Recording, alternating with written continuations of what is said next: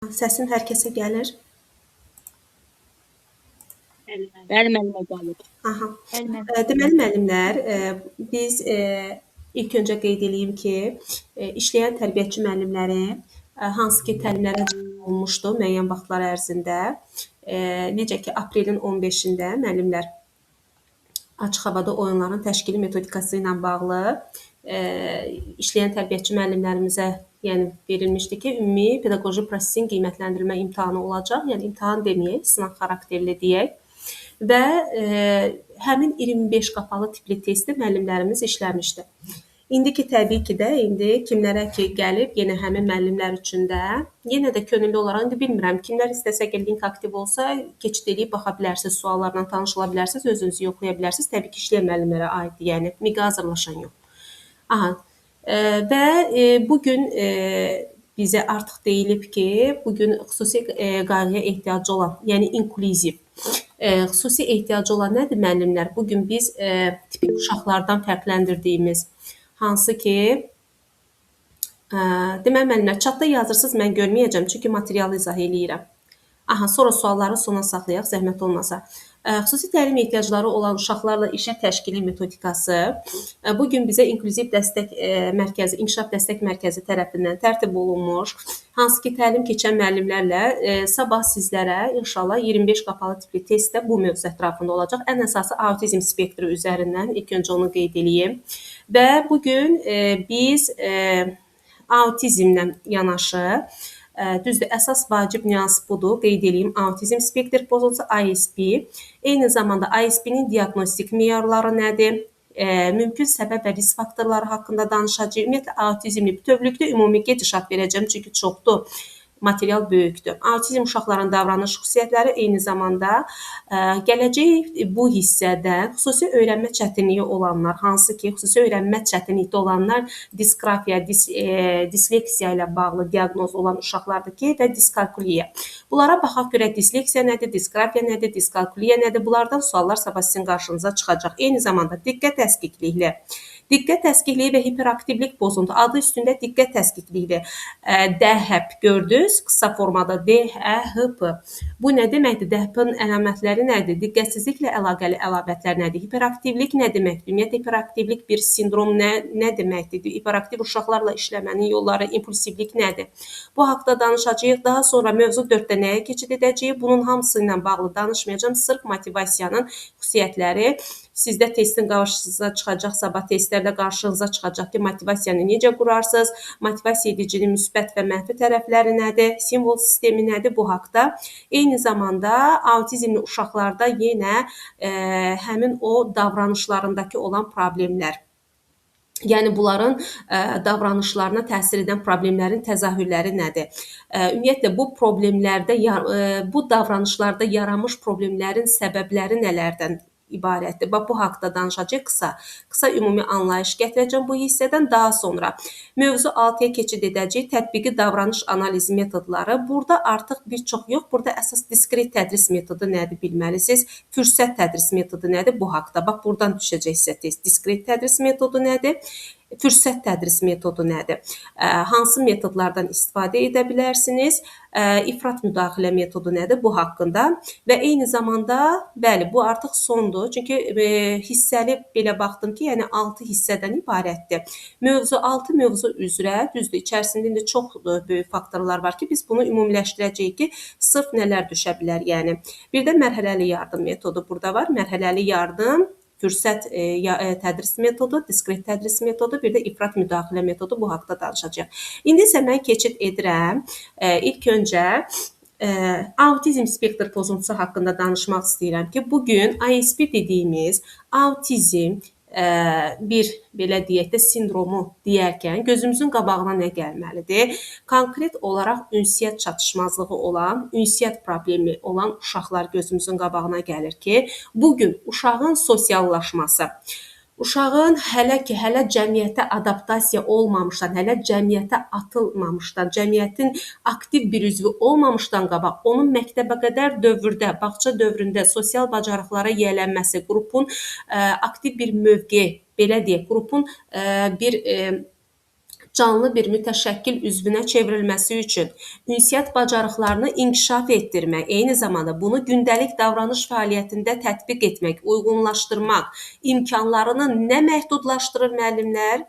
Autizm spektri. Bax, bunu qeyd edək ki, autizmdən söhbət gedəndə biz burada ünsiyyət çatışmamazlığını, uşağın sosial əlaqəsinin olduqca zəif olduğunu, demək olar ki, asosiallığı biz burada görmüş olacağıq. Və ona görə də burada biz xəstəlik, sindrom olaraq yox, bugün bunu spektr pozuntu olaraq nə üçün verib? İnkişaf fərqliliyi kimi.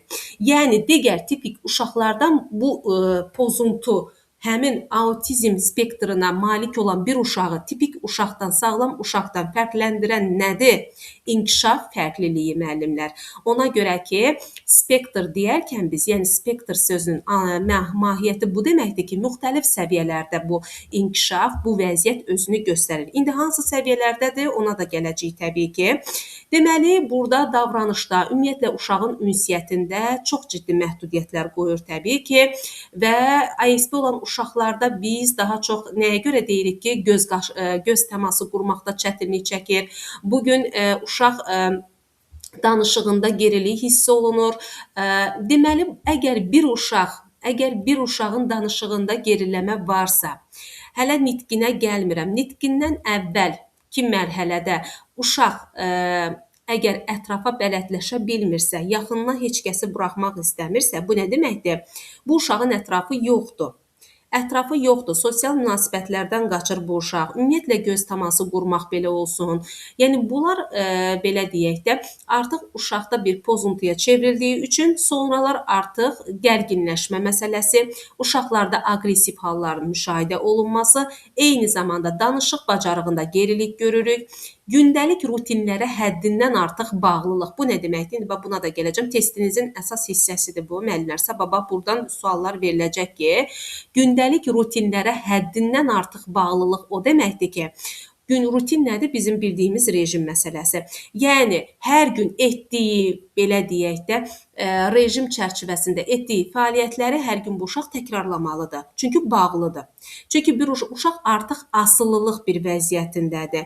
Yəni, bu uşaqlarda əgər ətrafdan bir reaksiyalar verilirsə, ətrafdan müdaxilə olunarsa, yəni mənfi mənada müdaxilə deməyək də, bu uşağın davranışını yönətmək baxımından, bu uşağın davranışındakı bu pozuntunu aradan götürmək baxımından, sosiallaşmaq baxımından biz müdaxilə ediriksə müsbət mənada, bu uşağa təbii ki, qıcıq verəcək. Bu onu daha da aqressivləşdirəcək. Çünki uşaq gündəlik rutinə çox bağlıdır. Yəni, bu dəyişikliyi qəbul etmək istəmir. Bu da onda aqressivliyə, əsəbliyə gətirib çıxarır. Daha da şiddətləndirir spektri.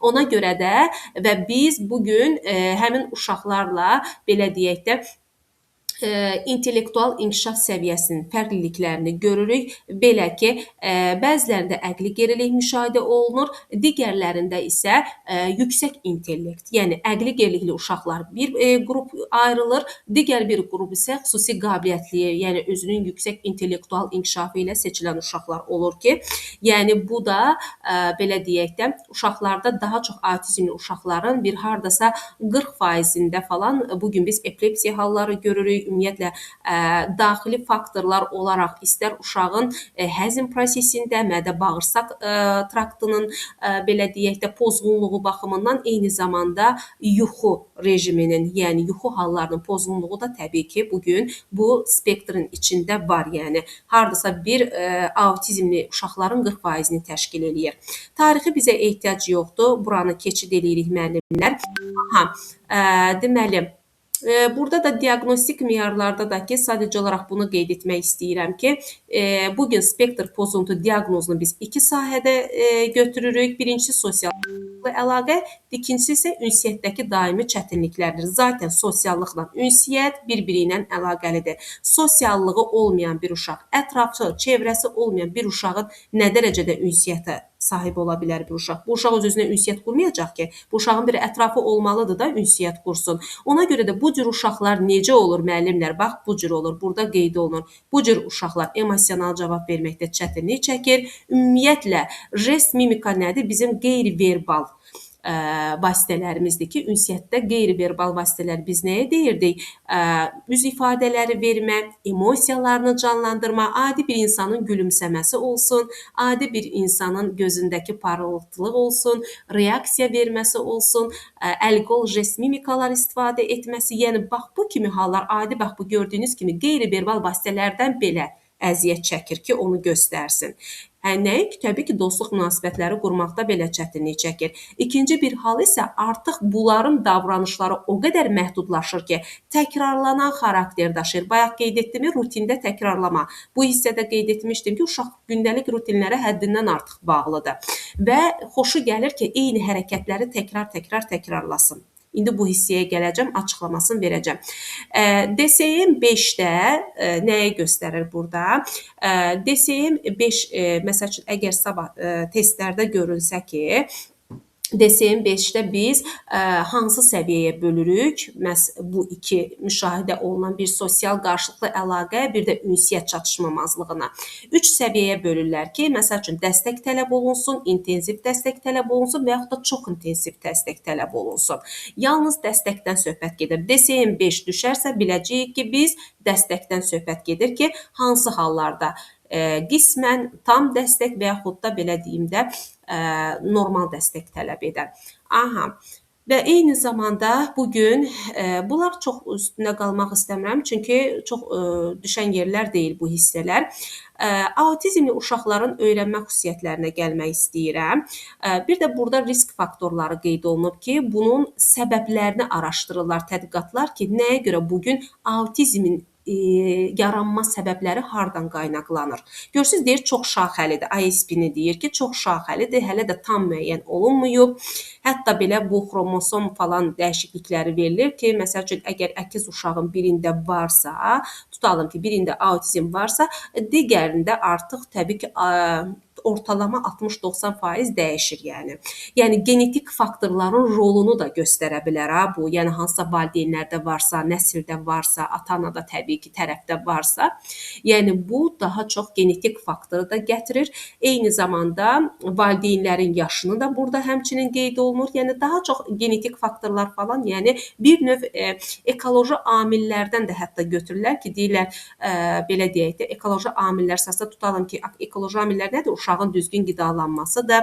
Hətta peyvəndləri belə qeyd edirlər, vaksinlər belə araşdırılmış, uşaqlara vurulan vaksinlər, peyvəndlərin autizmə səbəb olub-olmadığını təsdiqləməyi məsələn burada qeyd olunur.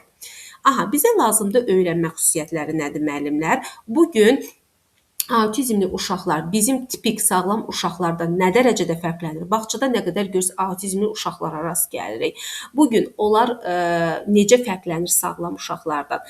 Nə olsun ki, onların sosial bacarıqları məhduddur, nə olsun ki, onların çevrəsi yoxdur, onların ünsiyyəti məhduddur, amma bugün onların o qədər gözəl qavramaları var, o qədər gözəl idraki, intellektual xüsusiyyətləri var ki, hətta onlarda vizual öyrənmə tərzi olduqca yaxşı inkişaf etmiş olur ki, biz bunu strukturlaşdırılmış və təkrar olunan mühitdə daha çox uğurlu nəticə göstəririk. Sizə sabah sual verilsə ki, testlərdə autizmli uşaqlarla hansı mühit, tərbiyəçi hansı mühitdə fəaliyyət göstərsin, hansı mühitdə daha uğurlu nəticə alsın, təbii ki, strukturlaşdırılmış və təkrar olunan mühit sizin doğru cavab variantınız olacaq.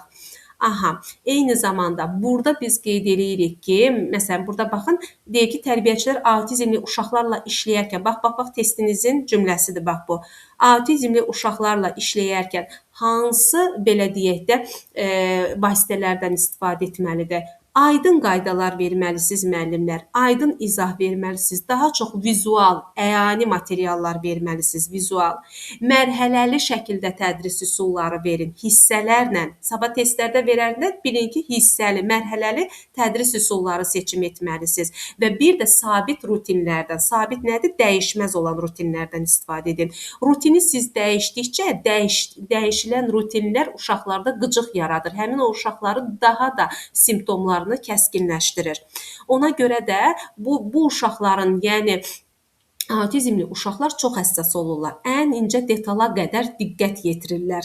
Yəni bir növdə ümumilikdə mənanı anlamaqda çətinlik çəkirlər, amma diqqətləri var. Hiperaktiv diqqət təskiklikli uşağı ilə autizm uşağını fərqləndirsəz, görərsiniz ki, autizm uşağında daha yaxşı diqqət var. Sənə cavab verməsə də, öz aləmində olsa da, ümumiyyətlə nitqi də belə çətin olsa, ünsiyyəti vapşı olmasa da belə, yəni onların bu gün idraki, intellektual diqqəti çox-çox yerində olan uşaqlardır. Sadəcə olaraq nitq və ünsiyyət bacarıqlarında çox geri qalırlar, ya ümumiyyətlə danışmır, ya da ki, lüğətində məhdud söz ehtiyatı var. Çünki bu uşaqların nitqi olduqca, yəni bilirsiniz ki, təbii ki, zəngin ola bilməz və ona görə də bu uşaqlarda məhdud söz ehtiyatı olduğuna görə ətrafda nəyi eşidirlərsə, başlayırlar onu çoxlu təkrarlamağa. Yəni nitqlərində təkrarçılıq çox-çox müşahidə olunur. Ona görə də biz bu gün daha çox uşaqlarla vizual materiallarla, autizmli uşaqlarla biz tərbiyəçi müəllimlər vizual materiallarla işləyirik. Daha çox illüstrasiyalar, şəkilli kartlar bizim köməyimizə gəlir.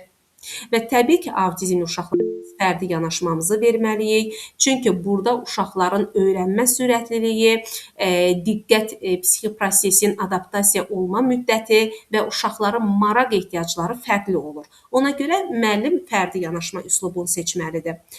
Davranışları necə olur? Davranış çətinlikləri olduqca təbii ki, hiss olunur. Çünki bunlar emosional qəzəb, baxın, emosional partlayışlar yaşaması, yəni qəzəb tutmaları keçirə bilirlər. Başqalarına qarşı daha çox aqressiv hərəkətlər göstərə bilirlər. Yəni bu həddə biz çatdırmamalıyıq. Çünki bax bu davranışın, simptomların xüsusiyyətləri budur, spektrin xüsusiyyətləri budur ki, bunlar çox həssas olurlar deyə bu uşaqlar dəyişikliklərə uyğunlaşma. Bax ona görə deyirik ki, çalışın sabit saxlayın, dəyişməyin rutinlərini, dəyişikliklərə uyğunlaşma çətinliyi uşaqlarda aqressiyaya gətirib çıxara bilir. Yəni bu uşaqlar ümumiyyətlə ətrafdan verilən səslərə, qeyri-adi belə toxunuşlara çox güclü həssaslıq göstərirlər. Çünki onları başa düşmür ki, sən o uşağa hansı məqsədlə yaxınlaşırsan. Məsələn, bir müəllim olaraq biz autizmli uşağa yaxınlaşarkən bizim ona qarşı nəvazişimiz, bizim onun qayğısına qalmağımız, fərdi formada söhbət aparmağımız, fərdi formada yanaşmamızı onlar başa düşmürlər. Çox çətin olur, yəni onlarla davranış modeli qurmaq. Ona görə də tipik davranış xüsusiyyətlərdən biri də qeyd olunur. Bu gün stereotipik hərəkətlərdir.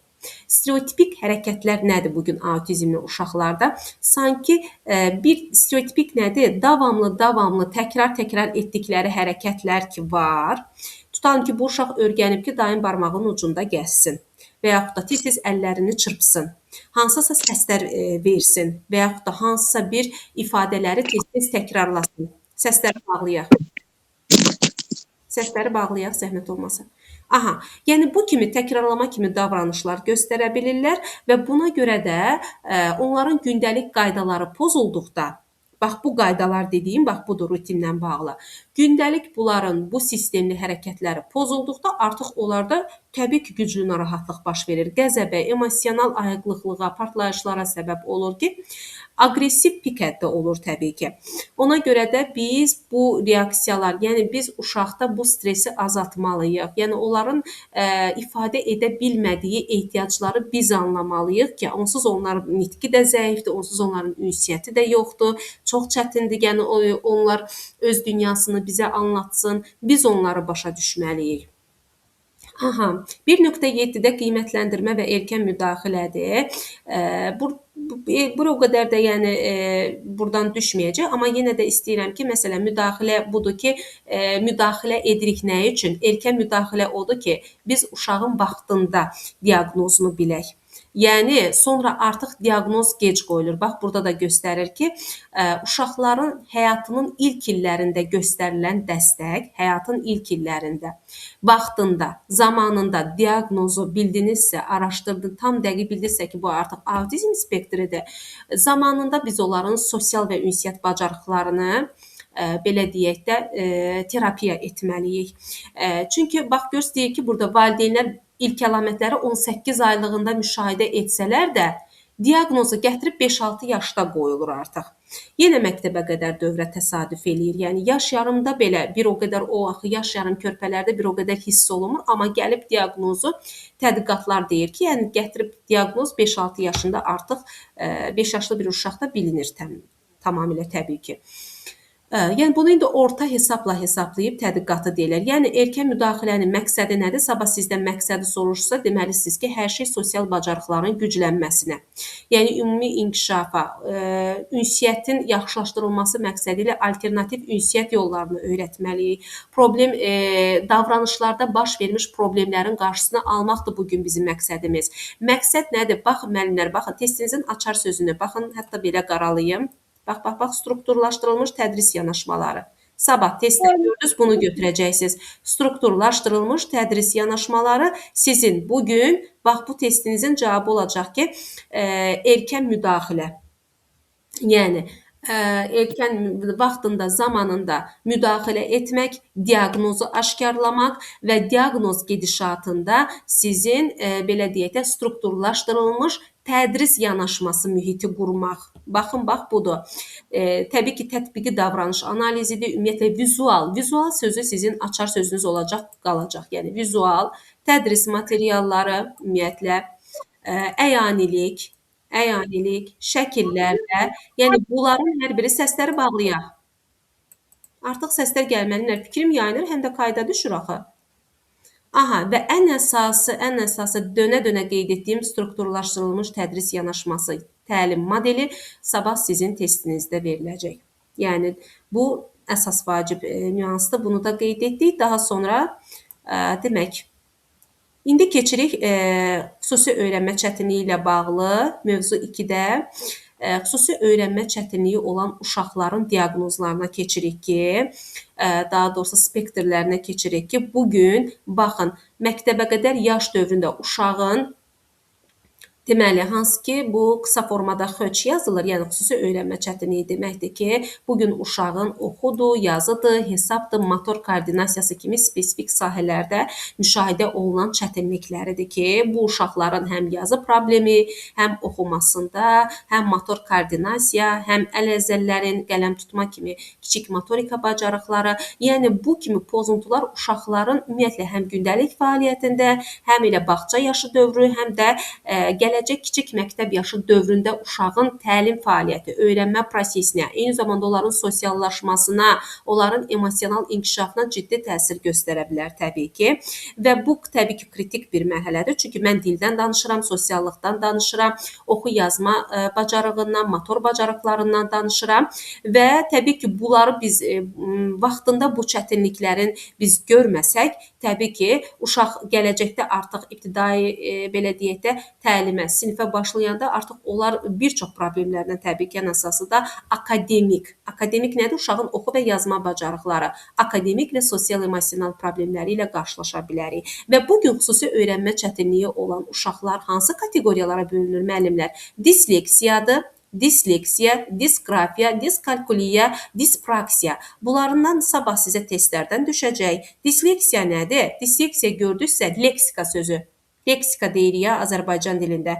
Oxu, leksika, şifahi gəlsin. Oxu və fonoloji emal bacarığında yaranmış çətinliklər. Disleksiya uşağın oxumasında, ümumiyyətlə fonoloji təlimində çətinlik çəkdiyi nüanslardır ki, bugün uşağın oxu bacarıqları deyirik, ümumiyyətlə oxuya yiyələnməsi, şifahi nitqin formalaşması.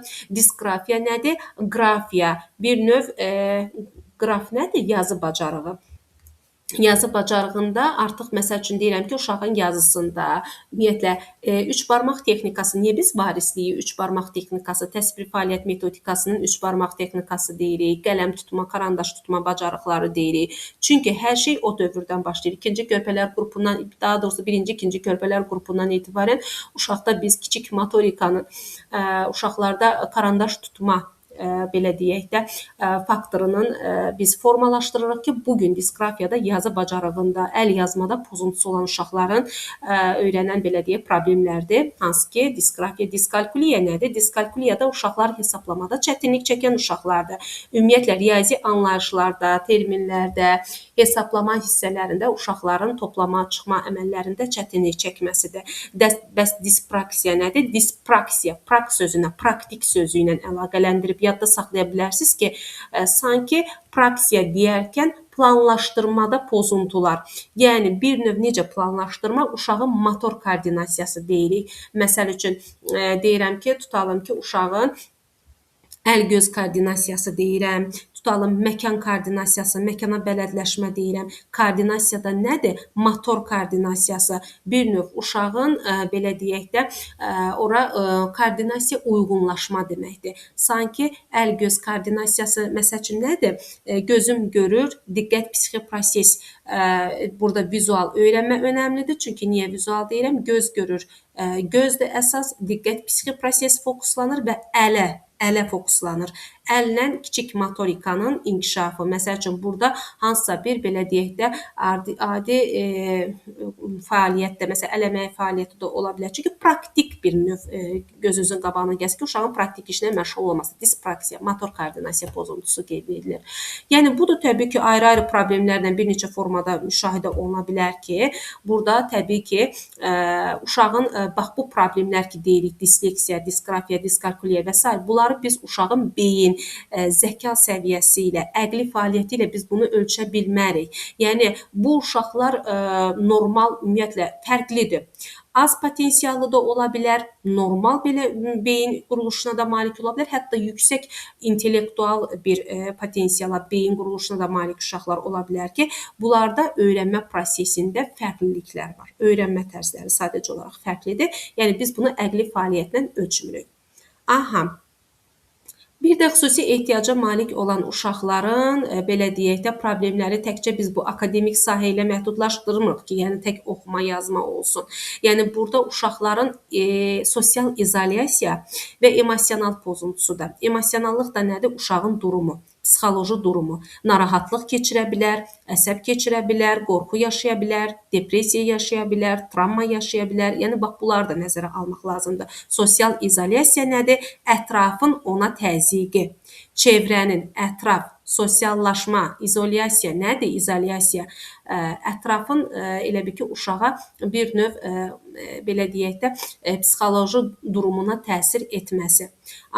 Buna görə də bu sahədə bugün bax bunu verməklə, bu hissəni verməklə biz müəllimləri maarifləndirmədir bax məqsədləri bugün bu oxu materialında bunu verməklə. Baxın, artıq başlayır burada özünün belə deyək də pozuntular haqqında danışmağa. Qısa deyəcəm bunu, çox getməyəcəm. Məsələn, disleksiya nədir? Disleksiya deyirik ki, əsasən oxu bacarığında çətinliklər. Uşağın oxu bacarığında çətinlik göstərməsi və bu bir növ uşağın nevroinkişaf pozuntusudur ki, belə deyək də uşaqlar bu disleksiya yaranan vaxtı uşaqlarda nə yaranır? Disleksiyada uşaqlar məsələn oxuyur, ola bilər ləng oxusun. Bəli, ləng oxuma var. Çox çətin oxusun, dayanaraq oxusun. Hətta oxuyur, amma oxuduğunu başa düşmür. Hətta sözlərin mənalarını belə anlamır, bir-birinə qatır, qarışdırır, cümlədən mahiyyət çıxara bilmir. Yəni, bax, bu kimi disleksiya, yəni bugün tədqiqatlar göstərir ki, bir növ 5-10% müşahidə olunur. Bəs yaxşı, eyni zamanda burada disqrafiya olmalıdır. Baxın, disqrafiya nədir? Disqrafiya isə yazı bacarığıdır. Disleksiya oxudur, disqrafiya yazıdır ki, bugün əl yazısıdır, qraf-motor bacarıqlardır. Uşağın bilirik ki, biz kiçik motorikaya köklənir də, bəs bu uşağın belə deyək də yazı bacarığında çətinlik yaşayan uşaqlardır ki, təbii ki, bu da vizual motor koordinasiya. Bax, bayaq qeyd etdiyim kimi, vizual motor koordinasiya və yazılı dil strukturlarının anlaması ilə bağlı problemlərdən qaynaqlanır ki, uşağın göz motor koordinasiyası, əl-göz koordinasiyası deyirik, problem yaşayır uşaq. Eyni zamanda yazılı dil strukturlarını, məsəl üçün hansısa tutalım ki, uşaq çətinlik çəkir, anlamır və anlamadığı təqdirdə də onu yazıda nümayiş elətdirə bilmir. Aydındırmı? Ona görə də görürsüz, bu gün tədqiqatlar göstərir ki, disqrafiyanı biz beyinlə, əqli fəaliyyətlə, zəka ilə bir növ əlaqələndirmirik. Yəni bu diaqnozlu uşaqlar əqli baxımdan mükəmməl bir inkişaf etmiş uşaqlar da ola bilər. Yəni görürsüz, burada da qeyd olunur ki, əqli baxımdan tamamilə sağlam ola bilirlər. Yəni əsas problem burada nəyə köklənməkdir? Uşağın düşündüklərini yazıda ifadə etməsi deməkdir. Görürsüz, şuuru inkişaf etmiş uşaqdır, müəllimlər. Çox gözəl idraki potensiala malik uşaqdır. Çox da qəşəng düşüncəsi var, düşünür. İdraki də yüksək inkişaf edib. Qəşəng də şuurlu düşünür, amma onu yazıda tətbiq edə bilmir də. Bu uşaq ola bilər onu sözdə çox gözəl desir şifahi formada, amma yazıda tətbiq edə bilmir. Düşüncələrini yazılı şəkildə ifadə etməkdə çətinlik yaşayır. Yəni bu deməkdir. Eyni zamanda burada görürsüz, yenə qeyd etdim, əl-göz koordinasiyasında zəifliklər var. Çünki uşaq artıq bax bu formalarda tutalım ki, deyirəm ki, yaxşı şəkli yaxşı rənglə, diqqətlə rənglə, daha sonra yazı tapşırıqlarında məsəl üçün hansısa bir yazını yazan zaman diqqətin yazıda olsun, göz, əl-göz koordinasiyası daha çox özünü, yəni çünki deyək ki, uşaq göstərilən formanı və yaxud da göstərilən hərfi düzgün təqlid edə bilməz. Aydındırmı? Məsəl üçün deyirsən, ay uşaq, bu hərfi yaz, məsəl üçün də, tutalım bu hərfi göstərirsən, deyirsən ki, filan hərfi yaz, uşaq onu artıq yazmağı bacarmalıdır. Yəni bunu artıq uşaq formanı təqlid etməsi. Hansı formadadır, məsəl üçün, hansı formanı görüb mən onu artıq yazıda tətbiq etməliyəm. Bax, bu deməkdir. Bax, görürsünüz, burada da hətta baxın, məsəl üçün, burada da gördüyünüz kimi nümunə verib ki, hərflərin və rəqəmlərin təhrif olunması, göstərilməsi və tərsinə yazılması. Aha, məsələn, B-ni belə yazmalıdır, tutalım ki, götürüb D kimi yazır. Məsələn, bax, bu cür formada yazır və yaxud da Q yazmalıdır belə, götürüb belə tərsinə yazır P kimi. Bax, bu formada. Aha. Diskalkuliya nədir? Biz dedik ki, diskalkuliya uşaqların riyazi bacarıqları ilə bağlıdır ki, uşaqlar hansı ki, say anlayışında sayma, hesablama, riyazi simvolları toplamanı, çıxmanı tanısın, məkan məntiqi bacarıqlar, riyazi problemlərin həllində çətinlik çəkmə ilə xarakterizə olunur ki, deməli, bunlar da təbii ki, erkən əlamətlərlə özünü göstərə bilər və vaxtında aşkar edilməzsə uşaqda artıq körpəlik dönəmindən etibarən, yəni 5-6 yaş dönəmindən etibarən uşaqlarda riyaziyyata qarşı qorxu yaranacaq. Bu fənni gələcəkdə məktəb yaş dövründə də sevməyəcək. Uşağın özünə inamı azalacaq müəllimlər. Yəni bu da sonda artıq məktəb yaşı dönəmində akademik biliklərin uğursuzluğuna gətirib çıxara bilər ki, niyə? Akademik biliklər, axı hər şey görürsünüz, niyə deyirik riyaziyyat elmin açarıdır? Çünki bütün yəni akademik məşğələlər riyaziyyatın ətrafındadır. Akademik biliklər riyaziyyatın ətrafında toplanıb. Ona görə də akademik uğursuzluğa gətirib çıxara bilər. Təbii ki, bu da nəyə səbəb olacaq? Emosional problemlərlə nəticələnəcək ki, artıq valideyn də məsələyə qarışacaq, artıq sabah o uşaq evdə də özünü narahat hiss eləyəcək. Bütün özgüvənini itəcək, yəni uşaq haqqı deyir, bir daha mən riyaziyyatı qavraya bilmərəm, mən gələcəkdə imtahan verə bilmərəm riyaziyyatdan. Yəni, bax, bu kimi səbəblərə gətirib çıxara bilər. Aha, bu hissəni də keçirəm. Vacib olan yerlərə gəlirəm. Aha, növbəti diqqət əskiklikli hiperaktivlikdir. DEP nədir? DEHP, diqqət əskiklikli və hiperaktivlik pozuntusu. Diqqət əskiklikli, DHP hiperaktivlik pozuntusu deməkdir ki, bu biz bilirik ki, uşaqlarda deməli diqqət əskikliyi deyərkən uşaqlarda biz nəyə görə deyirik ki, bu uşaq məsəl üçün diqqəti yoxdur məşğələyə qarşı.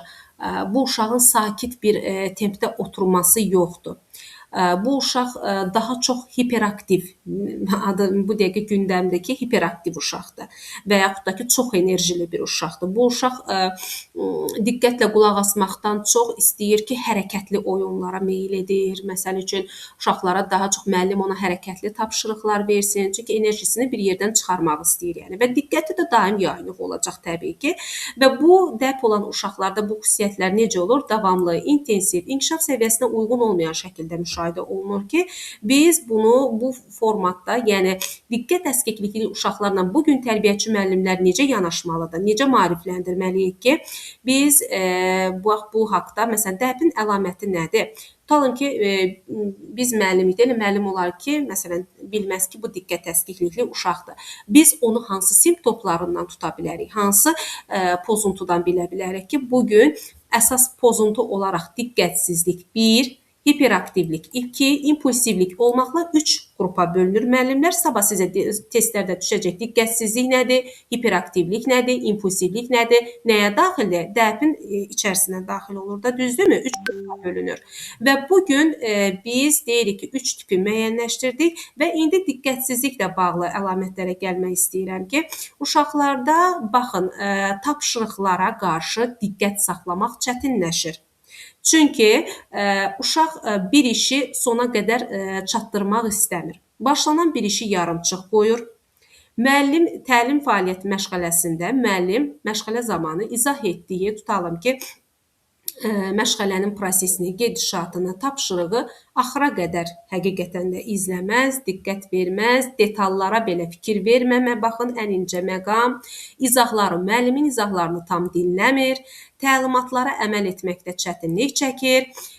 Deməli, uşaqda təşkilatlanma bacarığının zəifliyi müşahidə olunur. Bu nə deməkdir müəllimlər? Təşkilatlanma bacarığının zəifliyi odur ki, uşaq fəaliyyət zamanı oyuncaqları olsun, materialları olsun, nizamsız, necə gəldi istifadə edir. Yəni, məşğələ fəaliyyətində də tapşırığı ardıcıllıqla yerinə yetirmir. Çünki diqqət ora fokuslanmayıb axı.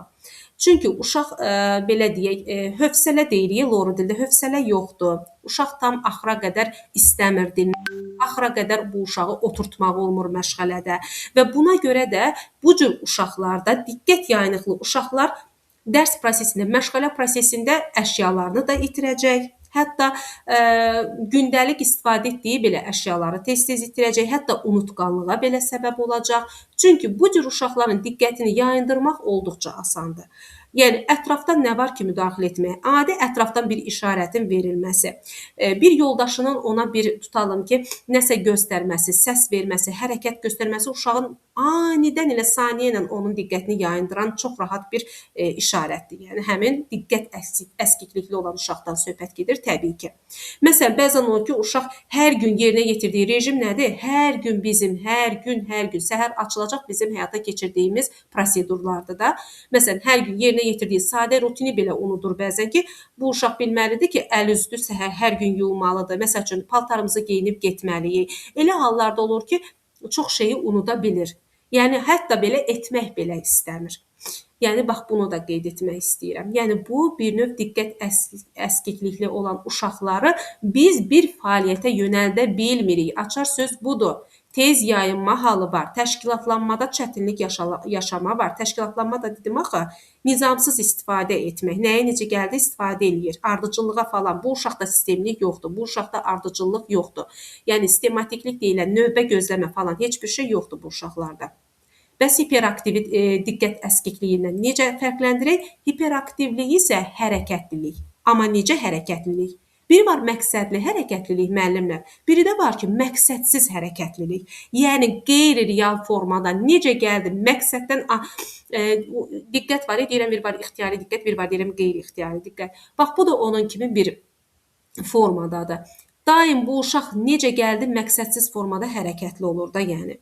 Yəni, bu uşaq enerji çıxartmaq istəyir, bu uşaq istəyir ki, bütün, bax, kinestetik öyrənmə tərzini gətirin qoyun hiperaktiv uşaqların yerinə. Eyni ilə kinestetik. Bu uşaq istəyir ki, əli, ayağı, gövdədən aşağı, gövdədən yuxarı, yəni kiçik motorikası, böyük motorikası tərpənsin daim. Bax, hərəkətdə olsun, yəni. Görürsüz, burada nümunə də verib ki, uşaq stulda oturduğu halda əllərini, ayaqlarını oynadır. Bir yerdə ay uşaq sakit qal, ay uşaq dur, ay uşaq dön, bəri bax, belə dur, qaynayırsan, bir növ Lora də desək, bu uşaqlar qaynayır da, yəni. Sabit otura bilmir. Sabit nədir? Yəni, eyni vəziyyətdə də, yəni bu uşaq dəyişkəndir də, yəni durmur da, durmur. Bax bu deməkdir, yəni. Yəni qaçmaqdır, dırmanmaqdır. Yəni necə gəldi icazəsiz formada tərbiyəçi müəllimi eşitmədən qalxır, çıxır. Yəni bu uşaqlar bax bu cür formadadır. Sakit oynamaqda çox çətinlik çəkirlər. Çünki bu uşaqların sakit tempoda olmurlar. Daim aktiv, enerjili, qaynayan uşaqlar olurlar ki, daim də hərəkətə bu uşaqlar o qədər hərəkət edirlər ki, təsəvvür edin yorulmurlar. Biz yoruluruq, onlar yorulmurlar. Sanki motorla işləyirmiş kimi. Və deyirlər, bəzən üzr istəyirəm, deyirlər bəzən motora qoşulub. Yəni bax bu ifadə onlara xas olan əlamətdir. Yəni bax bunu da qeyd etdik. Bəs impulsivlik nədir? Impulsivlik isə uşağın tutalım ki, uşaq danışır, fikrini bildirir. Və fikir bildirərkən də amma bəzən elə olur ki, deyirəm ki, məsəl üçün deyirəm ki, sən bunu fikirləşmədən etdin. Yəni bu hərəkəti. Yəni mənə demədən etdin. Mənə deyərək desəydin vaxtında mən sənə düzəliş verərdim, yəni. Mən sənə yol göstərərdim. Amma sən bunu öz başına etmisən, plus da fikirləşmədən etmisən. Yəni sonda nəticə nə olur? Düşünülməmiş bir davranma ilə nəticələnir. Çünki məqsədli olmur. Nəticələrini düşünmədən davranması ilə xarakterizə olunur. Yəni baxın, məsələn, bax misallar verir burada. Sual tamamlanmadan cavab vermək. Yəni qoy bir sualımı bitirim, sualı verim, sonra cavab ver, tələsmə. Uşaq müəllim sualı bitirmədən cavab verməyə çalışır. Növbə gözləyə bilmir. Bu uşaqlar növbə gözləyə bilmir. Söhbət nədən gedir? Söhbət bir növ belə deyək də gözləmə bacarıqlarının çətinliyi, bir növ belə deyək növbə anlayışıdır. Bir-birinin məsəl üçün deyirəm ki, bir-birimizi anlamaq lazımdır, anlayışla qarşılamaq lazımdır. Məsəl üçün böyük danışanda kiçik susar. Bax bu mənada bir növ impulsivliyi davranış qaydaları, amma danışıq davranış qaydaları ilə bir növ. Çünki deyirəm ki, digər uşaqların sözünü kəsmə, fəaliyyətlərini yarımçıq saxlama. Bax budur, impulsiv uşaqlar bu cür olurlar. Daha çox onlar sıra gözləməkdə, növbə gözləməkdə çətinlik çəkirlər və yaxud da qrup fəaliyyətlərində bu uşaqlarla işləmək, yəni əməkdaşlıqda bu uşaqlar çətinlik çəkir. Çünki niyə? Yoldaşına tutalım ki, imkan vermir. Oyuncaqlardan istifadə zamanı qaydalara riayət etmir. Aqressiv davranışlar nümayiş etdirirlər. Aqressiv və itaətsiz davranışlar. Aydındırmı? Riskli davranışlar. Məsələn, riskli davranışlar budur ki, uşaq təhlükəli vəziyyətlərdə yəni özünü idarə edə bilmir. Yəni deyirsən, uşaqdır, hündürə çıxdı, hündürə çıxma və yaxud da iti kəsici, deşici əşyalarla oynama, amma edirlər. Bilirlər ha, təhlükəlidir, amma edirlər. Yəni bu da impulsivdir. Uşağın fikirləşmədən, düşünmədən necə gəldi hərəkətlər etməsidir. Aydındır bura qədər müəllimlər? Bəli, müəllim. Aha. Bəli, müəllim. Çox maraqlı izah edirsiniz, müəllim, maraqlıdır. Çox sağ olun.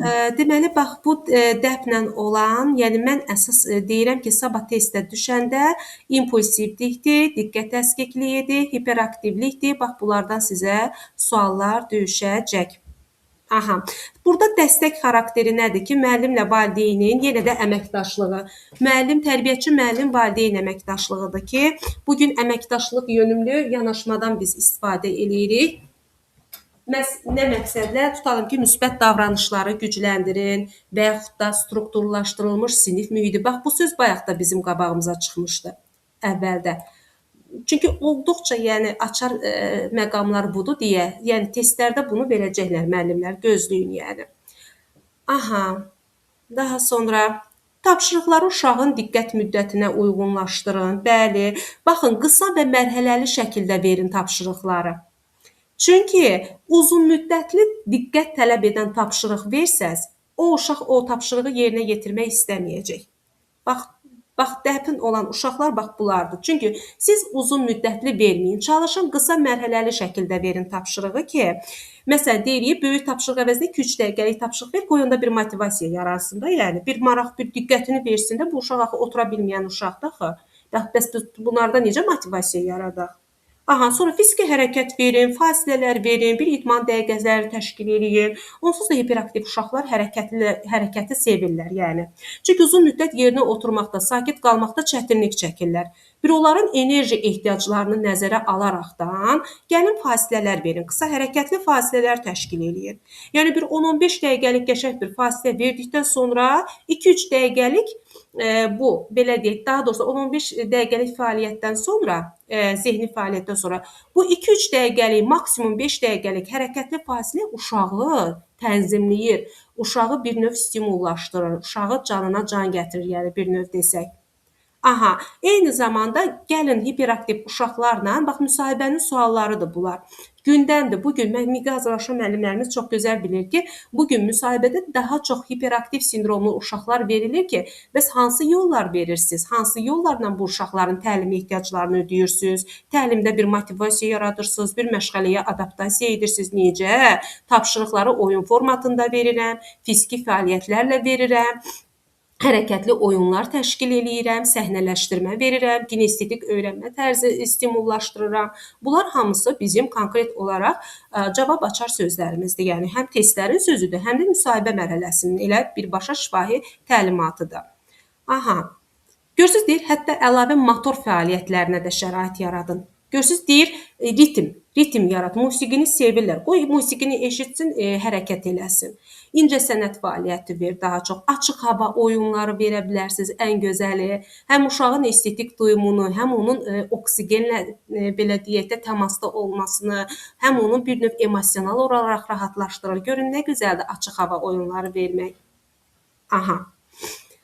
Aha, məhz impulsiv uşaqlarla necə rəftar eləyərəm? İmpulsivlikdə də ki, məsələn, biz axı dedik ki, impulsiv uşaqlar necə gəldi, düşünmədən hərəkət eləyirlər. Bunlarda yəni növbə gözləmək, sıra gözləmək bacarığı yoxdur. Düşünmədən necə gəldi, danışırlar, hərəkət eləyirlər. Məsələn, deyək ki, müəllim bir sualını bir yekunlaşdırsın, sonra cavab versin də, düzdürmü? Alternativ davranış öyrətməlisiniz müəllimlər. Sabah sizə düşsə ki, impulsiv uşaqla sizin davranma strategiyanız necə olar? Təbii ki, müəllimin yanaşmasından söhbət gedir. Necə olacaq? Alternativ davranış öyrətməlisiniz. Aha, əgər uşaq sualın cavabını dərhal deməyə meyillidirsə, ona nə deməlisiniz? Onda əlini qaldır. Çünki uşaq gözləmir, axı bu uşaqlarda gözləmə falan yoxdur, hövsələsizlər. Elə istəyirlər ki, müəllimin sözünü ağzında qoysun, elə desinlər, danışsınlar. Bəs siz necə eləməlisiniz bu uşaqlarla? Siz də ona deməlisiniz ki, məsəl üçün əlini qaldır və yaxud da ki, 3-ə qədər say. Yəni bu bir növ, bax bu, yəni bir növ sizin strategiyanızdır ki, bax bu qaydanı verərək bu impulsiv uşağa başa salmalısınız. Sanki qayda yəni öyrədirsiniz uşağa. Aha, məsələn, əvvəl düşün, sonra et. Yəni mütləq ay uşaq, əvvəl düşün, sonra bunu icra et, sonra bunu hərəkətdə et. Yəni bax bu bir növ uşaqda vizual xatırlatma yaradır, yəni. Eyni zamanda bəli, uşağın sosial bacarıqlarının inkişafına dəstək olun, mütləq vacibdir. Valideynlərlə əməkdaşlıq, müntəzəm məlumat mübadiləsi bu nə deməkdir? Yəni müntəzəm ola bu deməkdir ki, heç olmasa vaxtaşırı imkan olduqca bunun valideynlərlə informasiya mübadiləsi aparın. Peşəkar dəstəyə yönləndirin. Peşəkar dəstək kimdir? Psixoloqdur, inkişaf pediatrıdır, loqopeddir. Hansısa o davranışında, belə deyək də, xüsusi pozuntusu olan davranışlarla məşğul olan mütəxəssisə yönləndirməkdir. Yəni əməkdaşlıqdan söhbət gedir də burada. Aha. Çünki dəfn belə deyək də pozuntusuna, spektrına malik olan uşaqlarla işləmək nəinki dəfn, elə autizm olsun, yəni ümumiyyətlə inklüziv uşaqlarla işləmək fərdi yanaşma, baxın, bax bu gün diferensiallıqdır, fərdilikdir sizin açar sözünüzdür. Fərdi yanaşma müntəzəm dəstək tələb edir müəllimlər.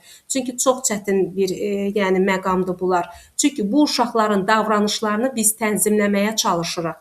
Onların həm akademik, həm əqli, intellektual inkişaf səviyyəsi, həm də sosial bacarıqlarına köklənməliyik müəllimlər. Ona görə də bu uzun müddətli müsbət nəticələr yarada bilər, yəni. Aha, təbii ki, uzun müddət vaxt alacaq, söz yox. Demək, Burada nəyə qaldıq? Mövzu 4. Yeni davranışlar olması, motivasiya sistemləri. Aha. Motivasiyadan danışılır. Burada da baxın, əsas yerləri qeyd eləyəcəm. Məsələn, sizdən sabah soruşulacaq ki, motivasiya sisteminin mahiyyəti nədir? Bunu çox rahat şəkildə də bunu heç oxumasanız da bilərsiniz ki, motivasiya uşağın davranışını istiqamətləndirməkdir. Uşaqda öyrənməni stimullaşdırmaqdır. Uşaqda mükafatlandırma təşkil etməkdir. Eyni zamanda uşaqlarda belə deyək də biz burada köklənməliyik ki, uşaqda davranışma dilində müsbət nəticələr alaq. Yəni nəticədə biz uşaqla davranışla müsbət nəticə arasında əlaqəni öyrədirik. Yəni daha doğrusu öyrənir və tətbiq edirik. Aha, yəni autizmli uşaqlar üçün xüsusilə motivasiya sistemləri olduqca əhəmiyyətlidir ki, çünki onlar çox zaman sosial mükafatlara az həssaslıq göstərirlər. Çünki onlarda axı sosiallıq sıfır həddədir. Yəni sosiallıq olmadığına görə onlar ətrafa az meyil göstərirlər, az həssas olurlar yəni. Aha. Motivasiya sistemlərinin qurulma prinsipləridir. Məsəl üçün bir sıra prinsiplər mövcuddur. Tutalım, ən vacib şərt nədir? Gücləndiricinin davranışdan dərhal sonra verilməsidir. İkinci prinsip fərdiləşdirmədir. Gücləndirici uşağın maraqlarına uyğun seçilməlidir. Daha sonra üçüncü prinsip nədir? Gücləndirmə cədvəlləridir. Biz əsas, bunlar bir o qədər də çox vacib deyil. Yəni, əsas yerləri istəyirəm ki, müəllimlərdə də çox beyin qarışıqlığı yaranmasın. Demək, müsbət tərəflərinə baxın, bir də mənfi tərəflərinə əsas baxın ki, məsələn, sabah sual verilsə ki, bəs yaxşı, motivasiya edicilərin uşaqda müsbət tərəfləri nələrdir? Hansı, tutalım ki, yanaşma onun müsbət tərəfini sərgiləyir. Məsəl üçün, müsbət tərəfləri bilməlisiniz ki, nədir? Uşağın davranışında, belə deyək də, birincisi uşaqda öyrənmə mühitini stimullaşdırır. Öyrənməni daha maraqlı edir. İkincidə nə edir? İkincidə artıq, belə deyək də, əlaqələri gücləndirir, öyrənməni sürətləndirir. Üçüncü bir hal nədir? Artıq müsbət davranışların artmasına səbəb olur artıq. Çünki mənfi davranışlar, sosiallıq artıq azalır, müsbət davranışların artmasına səbəb olur. Aha. Artıq belə deyək də, bu bir növ müsbət tərəflərdir ki, sonda artıq uşaq belə deyək də, sosial gücləndiricilər vasitəsilə uşaq öz artıq həmyaşıdları ilə münasibətə təhrik olunur. Çünki münasibətlər artıq möhkəmlənməyə başlayır. Çünki niyə? Uşağın özünə inamı, öz güvənliyi artır. Çünki uşaq artıq davranışında dəyişiklikləri görür, davranışının nəticəsini görür. Həqiqətən də özünün inkişafa doğru getdiyini hiss edir uşaq. Ona görə də, yəni bu uşaqlarla həmyaşıdları ilə münasibətlərini möhkəmləndirir. Mənfi tərəfi nədir? Mənfi hər bir şeyin müsbəti olduğu kimi təbii ki, mənfisi də var ki, çünki biz uşaqlarda bir doyma effekti verilib burada. Yəni bu nə deməkdir müəllimlər? Doyma effekti budur ki, uşaq məsəl üçün gücləndirici motivasiyanı təkrar-təkrar uşağa tətbiq etdikdə onun təsiri azalır. Aha, ona görə də məsələn, tutalım ki, burada yemək mükafatı deyir ki, yemək mükafatı dərhal fəaliyyətin dayandırılmasına səbəb ola bilər. Aha, yəni uşaqlar deyir ki, yalnız mükafatı olduqda davranışı davam etdirir. Amma deyir, mükafat olmadıqda isə davranış zəifləyir. Biz daha nə qədər uşağı mükafatlandıraq ki, bu uşaq elə davranışlarını düzəltsin. Ona görə də... Bəli. Əks əlaqə daha yaxşı olardı, effektiv. Mükafatlandırma uşağı necə bezir də uşaq, amma əks əlaqəni düzgün qursaq daha effektiv nəticə alınır. Bəli. Ona görə də burada deyir ki, sosial gücləndirməni siz artırın da, çalışın ki, yəni sosial bacarıqlara doğru yönümlü gedin də, tək çox mükafatlandırmaya yəni yönəlməyin. Deməli,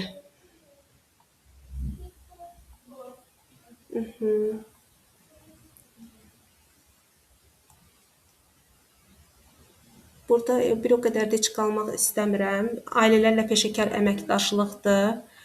Olduqca vacibdir. Çünki sabah ailələrlə əməkdaşlıqdan sual düşə bilər ki, tutalım ki, bağçanın ailə ilə əməkdaşlığın məqsədi nədir? Nə xarakter daşıyır? Yəni burada təkcə məlumat ötürmək tərəf deyil. Yəni söhbət təkcə belə deyək, informasiya çatdırmaq deyil ailələrə.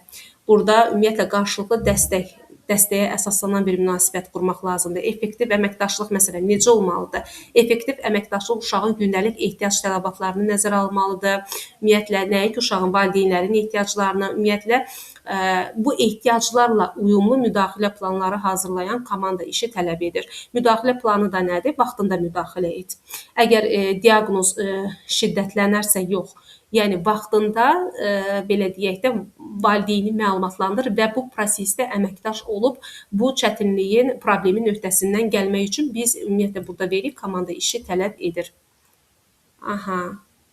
Professional ünsiyyət qurma yollarda ünsiyyət qurma birinci hörmətdən və empatiyadan başlayır ki, empatiya budur ki, yəni özümü valideynin yerinə qoya bilirəm. O valideyni anlaya bilirəm.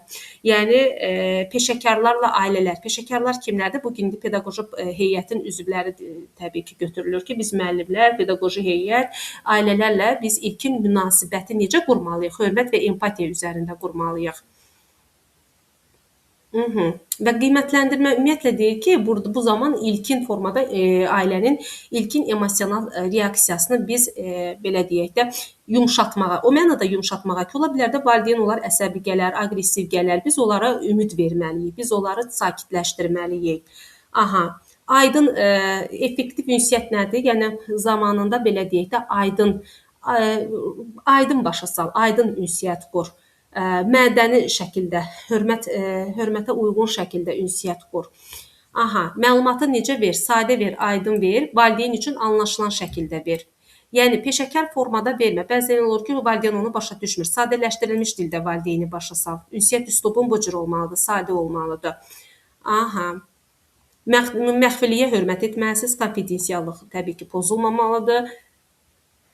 Aha, peşəkarlar, yəni biz müəllim heyəti, pedaqoji heyət məlumatları məxfi saxlamalıyıq. Aha, ailələrlə münasibətdə potensial çətinliklər, onların həlli yolları. Yəni çətinliklər budur ki, məsələn, problem nədən qaynaqlana bilər? Məsəl üçün tutalım ki, nəsə valideynlər üçün anlaşılmazlıq ola bilər və yaxud da nəyisə valideynə siz vaxtında vermərsiniz məlumatı və yaxud da heç o başa düşməz, bilməz, nəsə anlaşılmazlıq yaranar falan. O zaman artıq biz yenə həmin valideyni hansı yolla olur olsun məlumatlandırmalıyıq ki, daha çox belə deyək də valideyni başa salmaq məqsədi daşımalıdır ki, məsəl üçün burada deyilir, məsələn, yazılı xülasələr də təqdim edə bilərsiniz. Vacib planları tutalım sadə dildə uşağa, valideynə izah etməlisiniz. Aha. Hətta gündəlik, həftəlik qeydləri də deyir göstərə bilərsiniz də, yəni. Bu da belə, valideynlə əməkdaşlıqda. Autizmli uşaqlarda problem davranışlar, onların səbəbləri. Bayaq ASP haqqında geniş danışdım müəllimlər. Eyni şeydir. Burada görün fərqli elə bir şey mən görmədim.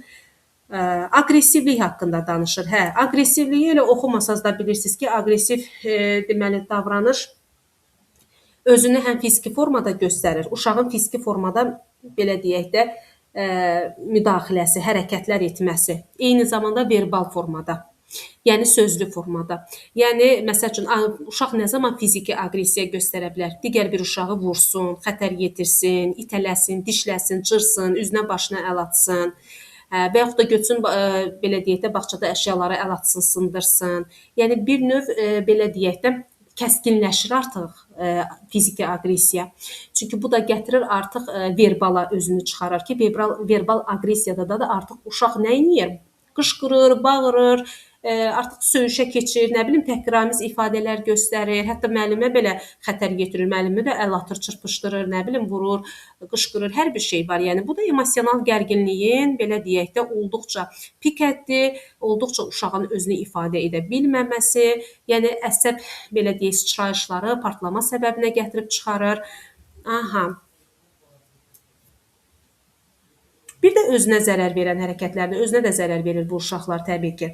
Görürsünüz ki, əsəbini bir şeydən çıxara bilməyəndə başlayır özünü dişləyir. Dırnaqlarını başlayır dırnaqları ilə özünü cızır və yaxud da özünə nəsə belə deyək də xətər yetirəcək bir formada eləyir ki, artıq o elə belə bir xətər də deyil ha, ətrafda kənardan baxan şəxs sırazı bilir ki, bu uşağı ətraf mı eləyib yoxsa öz-özünə mi eləyib? Soruşanda artıq bilirsən ki, uşaq öz-özünə eləyib bunu.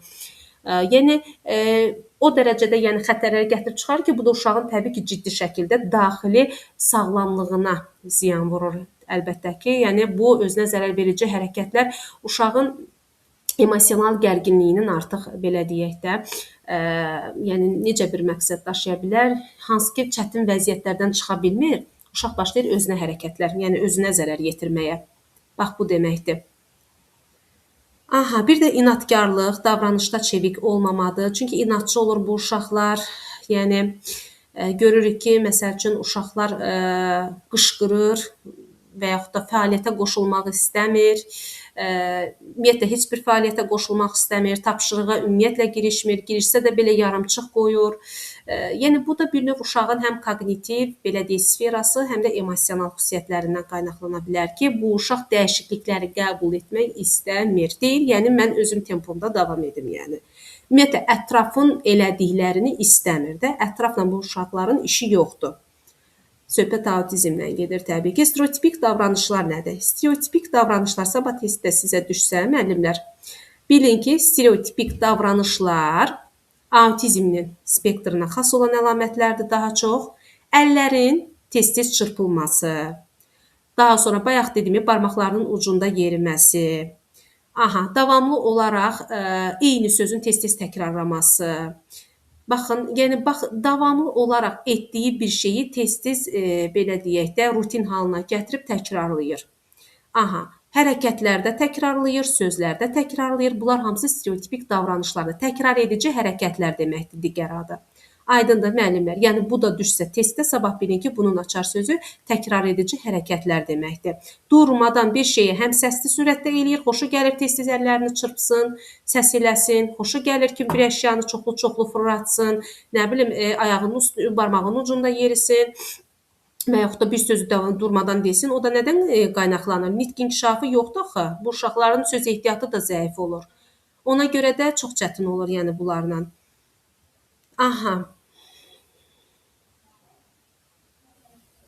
Eyni zamanda diqqət yönümlü problem davranışları var. Məsəl üçün bu uşaqlarda deyirik ki, bəzən necə diqqət yönümlü problem davranış, diqqətsizliklə bağlı yox. Məsələn, deyirik ki, uşaq tutalım ki, elə bir hərəkətlər göstərir ki, diqqəti ətrafına cəlb etsin. Bu zaman artıq hamını ayağa qaldırır. Valideyni də, ətrafında olan müəllimi də, uşaqları da, yoldaşlarını da diqqətini cəlb etmək üçün başlayır, belə deyək də, qeyri-məqsədsiz hərəkətlər etməyə.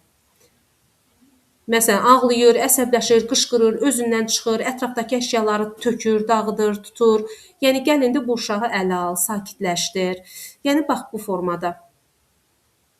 Ümumiyyətlə, bax, bugün autizm spektri deyəndə nə götürəcəksiniz? Açar sözlər olaraq, stereotipik hərəkətlər hardadır? Autizmdədir. İnadkarlıq, bəli, var. Özünə zərər yetirmə, bəli, var. Ətrafa zərər yetirmə, bəli, var. Diqqətdədir. Aqressiya olduqca var. Diqqət yönümlü davranışlar nədir? Bayaq qeyd etdim. Diqqət yönümlü davranışlar ətrafı cəlb eləsin özünə. Elə hərəkətlər eləyir ki, ətrafı yığır başına. Bax bu mənada. Yəni bu da uşağın ümumilikdə həm gələcəkdə öyrənmə prosesinə, həm əqli-idraki fəaliyyət deməyək, çünki elə uşaqların idraki çox vaxt yüksək inkişaf etmiş olur. Bir növ uşaqların öyrənmə prosesinə çox maneçiyik. Çünki bu cür uşaqları biz təlimə, fəaliyyətə cəlb etməkdə çətinlik çəkirik olduqca. Sosiallaşmasına, sosial münasibətlərə və ümumilikdə uşağın ümumi inkişafına, gedişatına çox-çox böyük təsir edir. Yəni, bu uşaqlarla çətindir ki, biz korreksiya edici yanaşmalar hazırlamaq. Bax, bugün effektiv pedaqoji korreksiya edici yanaşmaların hazırlanması olduqca şərtdir. Çünki bu formatda hazırlamasaq, yəni bu uşaqla biz, belə deyək də, spektri terapiya edə bilmərik. Çox çətindir. Yaranma səbəblərində bayaq dedim, çox şaxəlidir. Amillərdən bir biolojida faktorlar var, bayaq qeyd elədim, neyrolojidir, biolojidir, hətta o genetik faktorları da qeyd etdim bayaq. Ən əsas da kommunikasiya çətinlikləridir. Kommunikasiya ünsiyyətdir, bayaq da qeyd etdim. Yəni, təkrar şeylər çoxdur burada müəllimlər. Yəni, uzun yazıblar, amma təkrarçılıq çoxdur olduqca. Təkrarları demirəm. Axşamınız xeyir müəllimə. Axşam. Deməli özünüz də vurğuladınız ki, təkrar şeylər çoxdur orada. Çox. Ümumiyyətlə biz asbili uşaqlarla bağlı heç bir suala rast gəlməmişik də, işləməmişik, qarşımıza çıxmayıb. Ah. Orada suallar necə qoyulur? Necə ki, oxuduğumuz qədəri burada təkrar cümlələr, istər Bəli. yaranma səbəbləri olsun, istər burada funksional davranışlar olsun. Yəni sualları necə qoyulur müəllimə? Mümkünsə sualı eynən yazıldığı kimi oxuyardınız. Çox sağ olun, əvvəlcədən Siz sağ təşəkkür olun, edirəm. təşəkkür eləyirəm. Buyurun. Müəllimə, mən sualı birəbir tam bilə bilmərəm. Onu sabah sizlə bərabər görəcəyik. Amma konkret bilirəm ki, buradan açar sözünüzü bax dedim də nə çıxardıb testə salacaqlar. Konkret olaraq qeyd etdim və gəlin elə isə mən testləri ekrana gətirim, testlərinə baxaq. Əgər istəyirsinizsə, çünki razısınızsa testlərlə baxaq istəyirsiniz. Testlərlə Mümkünsə olsa ən yaxşı olar. azından bir-iki testlə tanış olaq. Qoyulma qaydası ilə Aha. və variantları ilə. Tamam. Yaxşı. Və burada müəllimlər son bir dənə bu PDF-ni yekunlaşdırmaq istəyirəm ki, burada əsas diskret tədris metoduna baxırsınız, vaxtınız var. Yəni axşama qədər burada diskret tədris metoduna baxacaqsınız. Nəyə baxacaqsınız onları deyirəm. Testdə düşsə. Düşsə deyəndə düşə biləcək, yəni düşəcək. İfrat müdaxilə metoduna baxacaqsınız. Bayaq da PDF-in əvvəlində qeyd etdim. Mütləq şəkildə baxırsınız. Bax, sonra bax ifrat müdaxilə metodunu oxumayan müəllim nə bilsin ki, sabah testdə burada nəyi seçim məsələ üçün. Situasiyanı necə tapacaq? Hə. Ona görə də bunu boş-boşuna bu oxu materialını boşuna verməyiblər də müəllimlər. Yəni bu tətbiqi davranış analiz metodları budur ki, bu gün hansı metodlarla davranış modelini verim. Aha, problemli davranışlardan söhbət gedir. Bizim işimiz ancaq problemlər nədir bu gün? Deməli, nə qaldı? Bir saniyə. Hə, tənəffüs metoduna da baxırsınız. Çünki burada deyəcək ki, sizdən ki, tutalım ki, hansı metodda, hansı problemli zamanı biz tənəffüs metodu veririk, tutalım.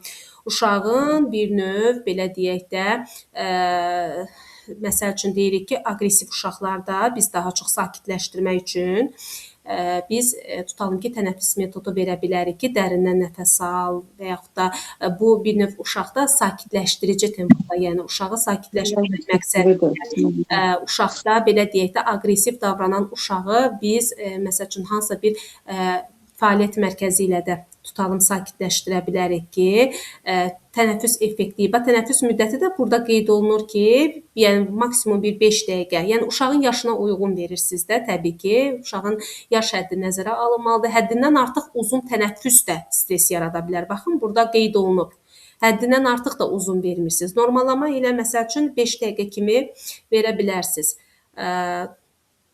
Aha. Və təbii ki də tənəffüsdən sonra belə deyək də sakit davranış metoduna keçirsiniz ki, hansı ki alternativ bu davranış, sakit tempdə davranış belə deyək də uşağı bir növ sakitləşdirir, möhkəmləndirir.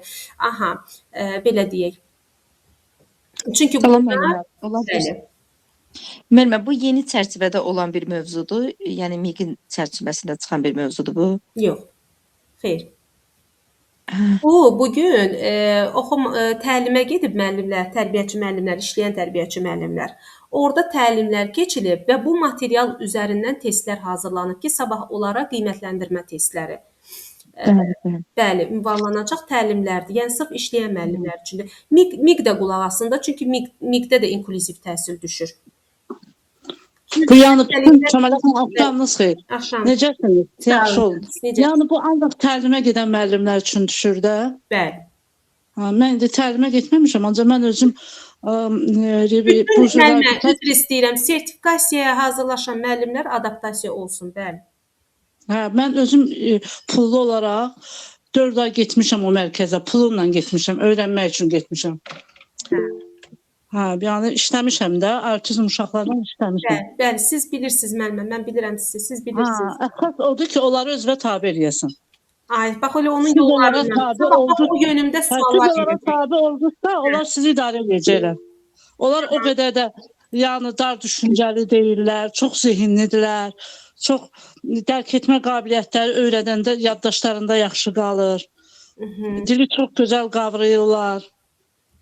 Bəli. Bilmə, onda bu imtahan, yəni bu suallar fərqli-fərqlidir. Biz imtahan verdik, amma açıq hava oyunlarından verdik də. Biz yaxın vaxtlarda Aha, vermişik. bəli. Yəni indi bu inklüzivlik üzrədir də, yəqin Aha. hansı təlim üzrə gedirlərsə, hə. Bəli, deyirəm, daha çox Bakı bağçalarına verilir bu. Bəli, Şimdi bəli. uşaqlar onda bizi göndərməyiblər. Yəqin bunu cavanlar göndəriblər. Hə, sizə deyilməyib də Arzu müəllimə. Bəlkə Yox, bizdən heç kim getməyib. heç kimə deməyiblər sizdən. Biz də açıq hava oyunlarından getmişdik oktyabrda. İndi amma imtahan verdik də Siz onu. ayın 15-də Gülgəz müəllimə verdiniz də o Bəli, testi. Bəli, bəli. Hə, bax indi də noyabrda kimlər iştirak eləyibsə o müəllimlərə də bax bu inklüziv öyrənmə mühiti düşüb. Sabah da 25-də bu bax bu materialın içindən sizə uje hazırdır. Sabah girəcəksiniz linkə. Hə, indi Sədaqət müəllimə buyurun, əl qaldırmısınız. Sözünüz var. Hə, üzr istəyirəm müəllimə, vaxtınızı alıram. Buyurun. Deməli, bütün hər bir kəsə ayrı suallar düşəcək, yoxsa o kişi suallar gələcək? Ümumidir. Suallar Bax gələcək. 15-də necə olmuşdu elə? Çox sağ olun. Link üzərindən təşəkkür edirəm. Mən onda gətirim testi ekrana bir saniyə. Yenə də deyirəm, bu hissələrə axırlarına baxın ha. Bax demək olar ki, %90%-nin, 80%-nin izahını verdim də. Yəni bu 6 nöqtəyə baxın bu hissədən. Demək, bir saniyə test ekran buradan çıxım.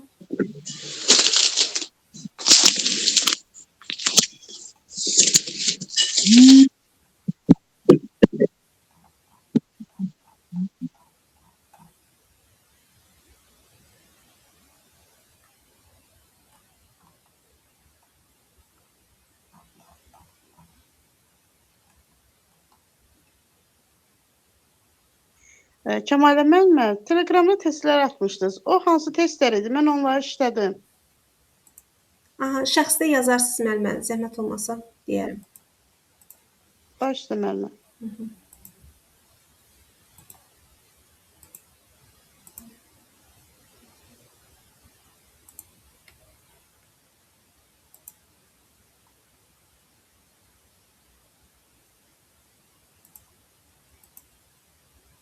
Müəllimə, ekran gəldi sizə. Bir dəqiqə. Word formatında buyurun. Birinci tez-tez hər müəllim bir test oxusun zəhmət olmasa. Buyurun. Oxuyum. Oxuyun. Kəmələ qulaq. Oxuyun. Deməli, ümumi qiymətləndirmə testi. Autizm spektrli pozuntusunda spektr anlayışı nəyi ifadə edir? Genetik məxfiliyi, uşaqlarda yaranmış nitq problemləri, müxtəlif səbəbləri, yalnız ağır təzahür olan formaları, müxtəlif intensivlik və təzahür səviyyələri. Bu yəqin ki, C bəndidir, müxtəlif səbəbləri. Sağ olun. Bəli, müxtəlif səbəblərdir. Spektr pozuntusu deyilir, müxtəlif səbəblər nə yarana bilər? Bir dəqiqə baxın. Bircə dəqiqə. Yo, diqqətlə baxın. Mən də deyirəm düzdür. Diqqətlə baxın. Y-dir orada müxtəlif intensiv və təzahür səviyyələri. Aha, kim dediyi Yəqin variant? ki, Y bəndi.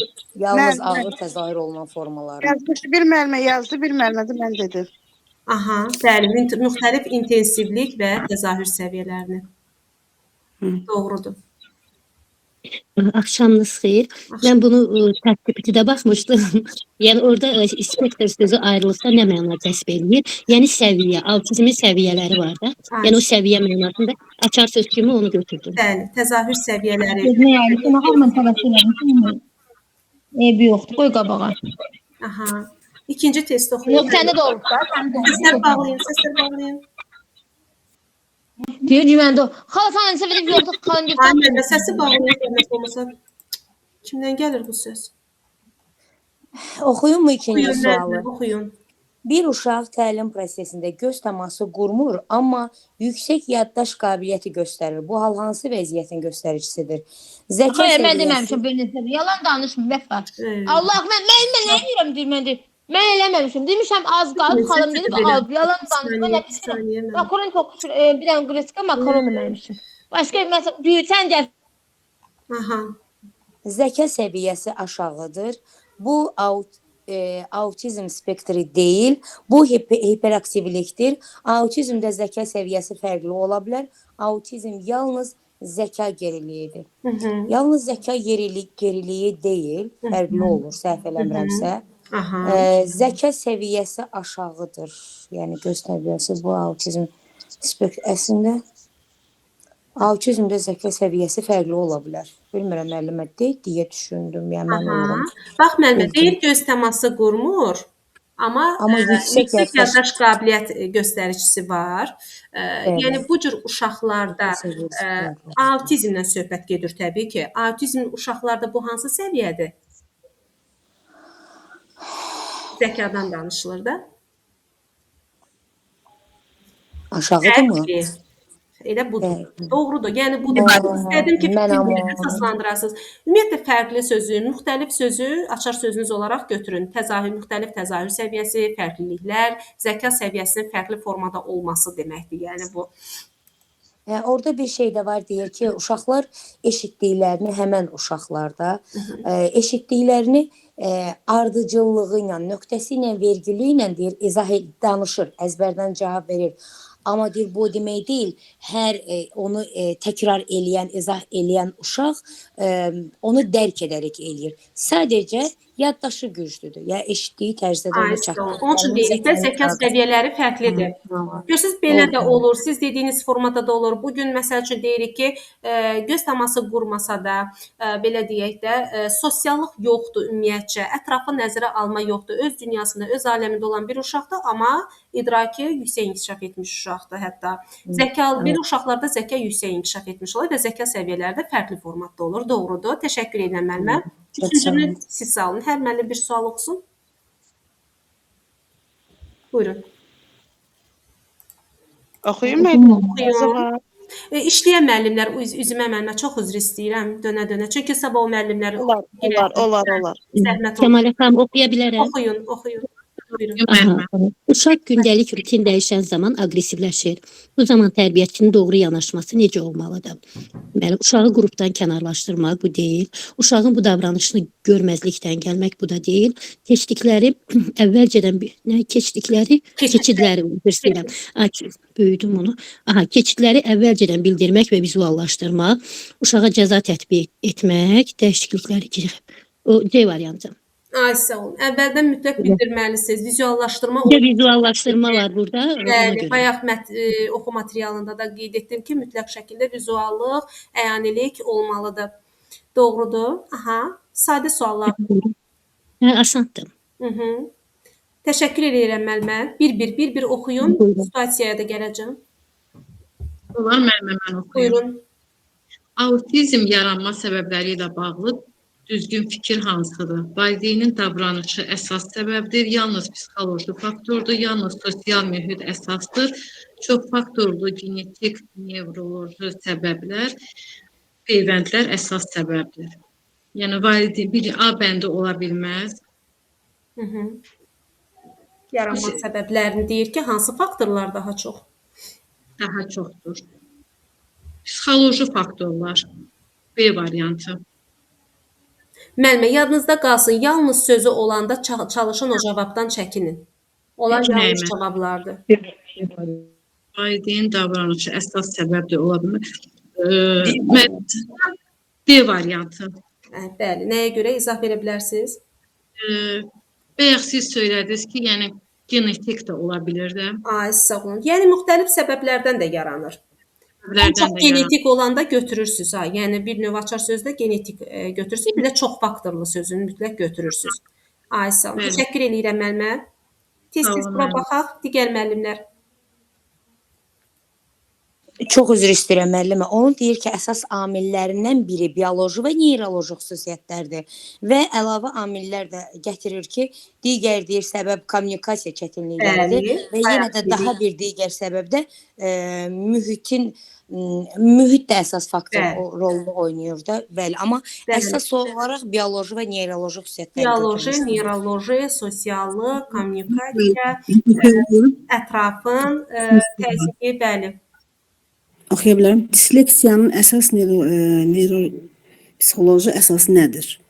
Sosial izolyasiya, hiperaktivlik, motor zəiflik, vizual zəiflik, fonoloji emal çətinliyi. Mən fonoloji emal çətinliyi deyirəm. Fonetik çətinlik. Ay, sağ olun. Nəyə görə? İzah verin. Danışıq səslərində istifadə edə bilmirik sözlərin. Oxu Deyə bacarıqları. bilmirik. Bəli, Oxu bacarıqlısı, bəli. doğrudur. Ona Təşəkkür görə fonoloji emal çətinliyi. Doğrudur. Bunda digər bir müəllim oxusun, situasiyanı verim. Altını. Aha, Reyhan müəllimə, burada siz oxuyun. Bəli, buradayım, oxuyum. DP, Hə. DP-də diaqnostik diqqətsizlik hansı xüsusiyyətləri xarakterizə olunur?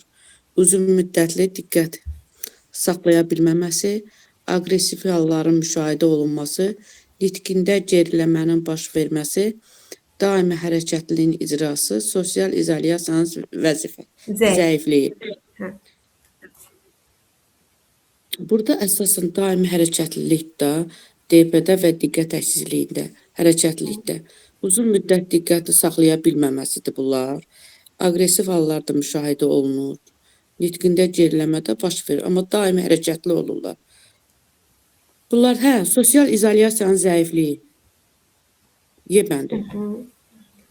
Başqa fikir bildirən, Reyhan müəllimə, siz yebəndi dediniz. Başqa fikir bildirən var bu suala müəllimlər? Müəllimə, A A variantı. uzun müddət diqqət saxlaya bilməməsi. Baxın, diqqətsizlik deyirsə, Reyhan müəllimə, bax bu diqqətsizlik hissəsi deyirsə, Uzun müddət diqqəti saxlaya bilməməsi. diqqətə A variantı. fokuslanmalısınız. Bəli, diqqət əskiklikli uşaqların problemindən danışır. Hərəkətliyin daimi icrası hiperaktivlikdir. Ay, sağ olun. Elə bir növ açar söz kimi də gedir. Müəllimə, uzun müddət diqqəti saxlaya bilməmək, diqqətsizlik. Aynısı bayaq qeyd etdik. Təbii ki, bu uşaqlarda diqqət, yəni ləngiməsi, ümumiyyətlə bir diqqəti axıra qədər tapşırığı icra edə bilməsi, yarım kəsməsi. Bunlar ardıcıllıq. Aha. Gəlin 10-cu sualı oxuyun müəllimlər.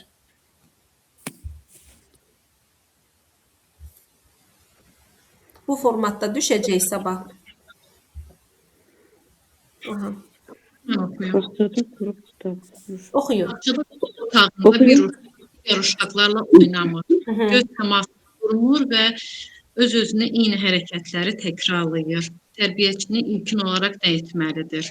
Uşağı fəaliyyətlərindən uzaqlaşdırmaq, bu vəziyyətin qalması ilə bağlı valideyni günahlandırmaq, davranışa uyğun cəza, uşağı məcbur qrupa yolda yönətmək, müşahidə aparmaq və uyğun strategiya seçmək.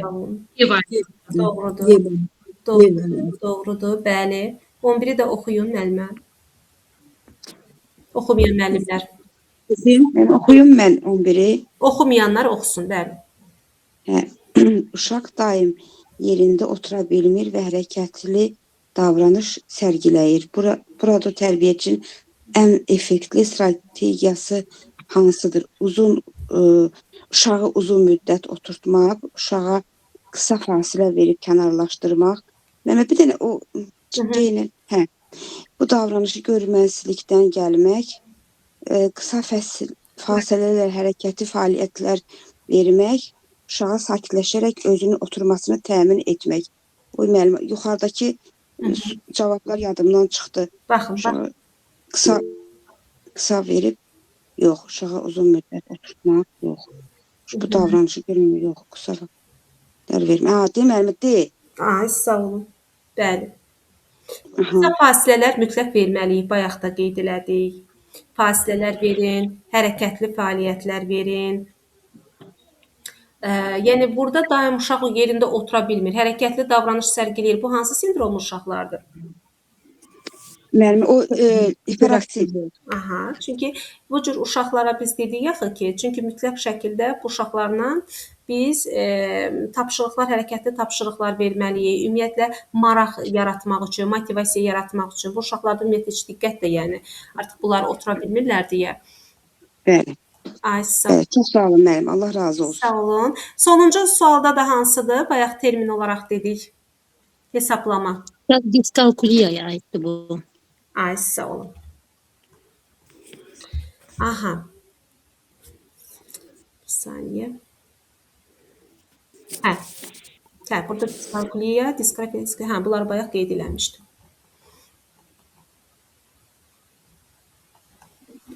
Aha.